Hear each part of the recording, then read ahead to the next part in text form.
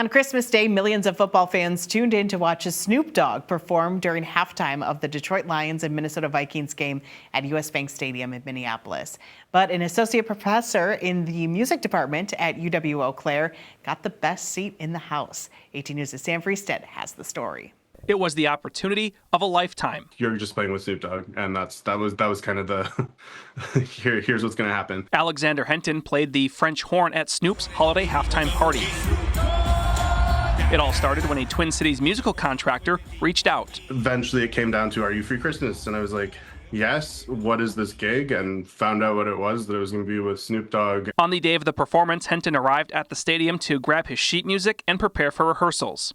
He says that's when the scale of the operation sunk in. It was pretty fun because we got all of the full stage, was going the whole time, the dancers and all of the drumline stuff, the Vikings cheerleaders, the choir. And it was just kind of wild to see all of these moving parts come together so quickly. I was next to a set of stairs, so there were camera operators going up and down while I was playing. I was worried if I was going to hit them with my horn or if they were going to bump something. As showtime approached, Henton explained there was a final realization of the moment sinking in. I think once we got into the tunnel, that's when I started being like, oh, this is real, this is happening. We're going to walk out into a stadium that's pretty full. Everything was a blur once he made it to the stage. Honestly, I was just in such a zone of performance that those thoughts disappeared the second I stepped onto the field. Just a really cool experience that flew by, and just being in the moment of it like that. I know it was 10 minutes on Netflix, but it felt like 45 seconds. Henton doesn't think any performance will come close to his Christmas Day concert. I think I'm going to look back on it and just be so grateful that I was asked and that